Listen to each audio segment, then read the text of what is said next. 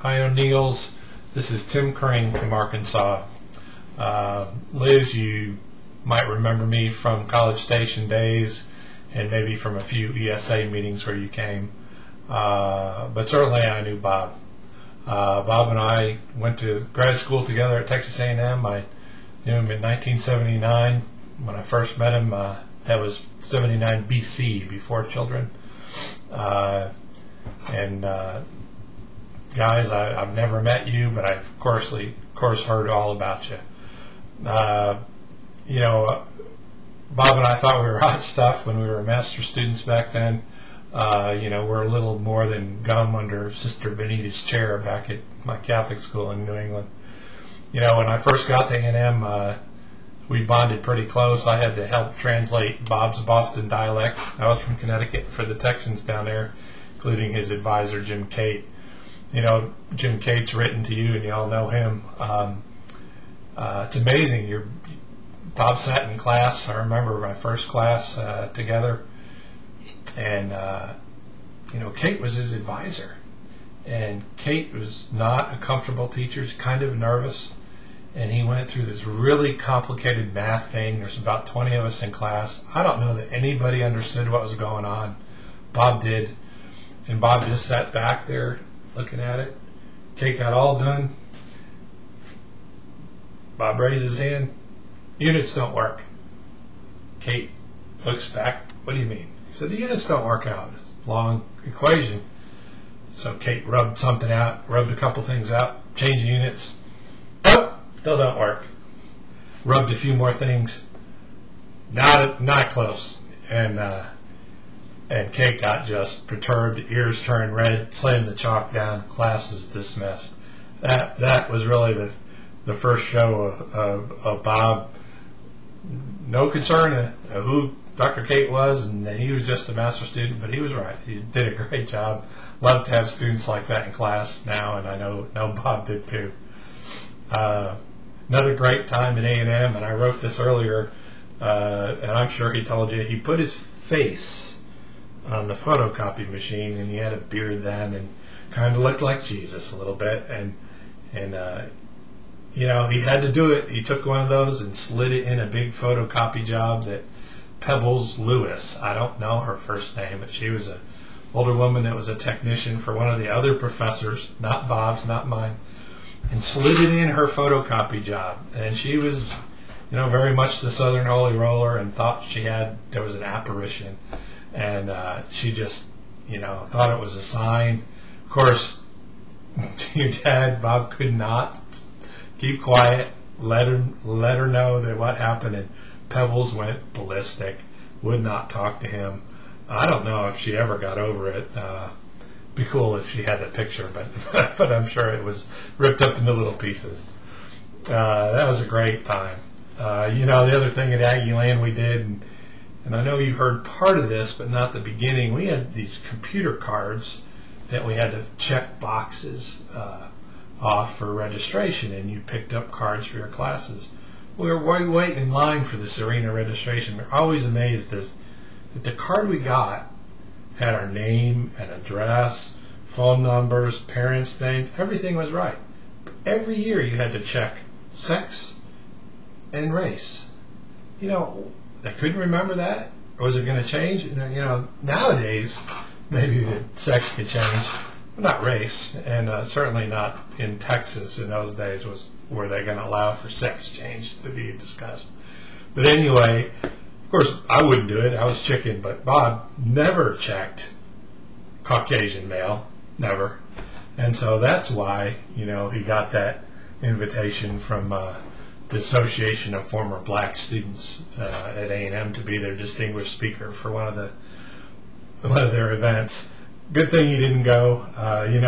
We joked, and he joked about starting his keynote speech as, for this. They call themselves the Black Former Student Association.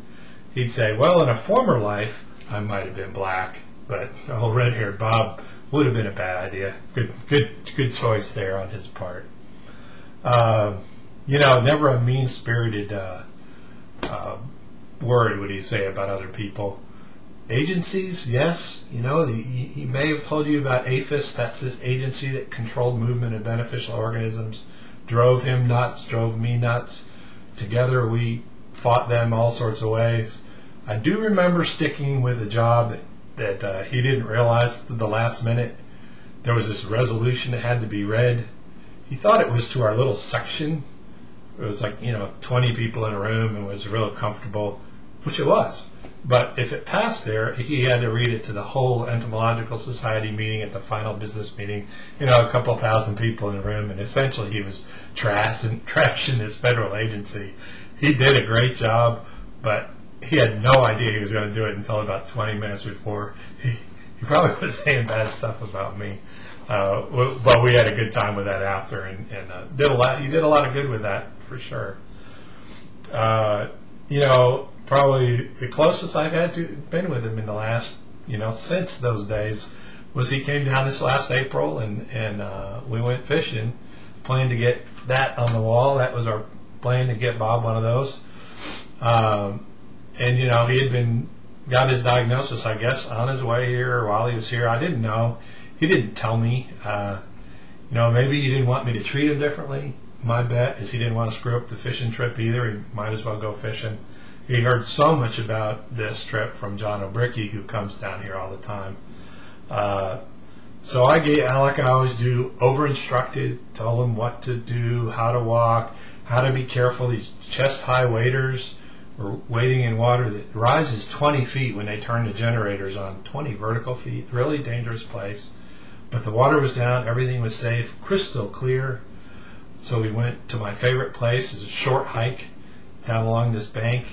And I stepped into the water and said, just, follow me. And he stepped in. He wasn't 3 feet from shore, maybe 4 feet.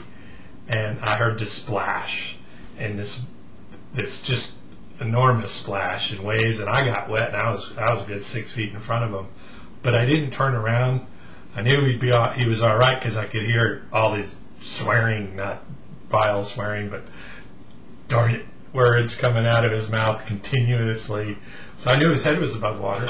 And I did finally turn around, and I saw just this part above, and he was soaked. And he goes, "I'll be okay. We can fish." And about a minute later, when that 50-degree water hit everything, he said, "I'm not okay. We got to get out." So we spent a couple hours in the laundromat drying all his clothes, and really a pretty short trip for all the time we spent driving and going over there. But he caught fish, and we had a good time. Probably the part that was worse for him is that I had given him one of my rods to fish with, and he modified it significantly, and I had plans to send it to him as a trophy, kind of like that. But he really felt bad about it, and I figured he wanted to, if I did that, he'd buy a new rod or something. I didn't want that. The story was worth much more than anything. And so that's what this is. This is my 7-foot rod. It's a little shorter than that now, but it's a great addition to this wall over here, because I'll always get to remember what this was about and what that trip was about. So I think it just goes up there. Although I'll have to get it up there somehow, but you'll get the idea. And there you go. There it goes. But the thing that Bob's going to leave me lots of tears, but tears of laughter. The guy, everybody's got stories about Bob, and they're always good. And he was such a great influence on people all around the world. Do I want to be like him, or should you be just like him?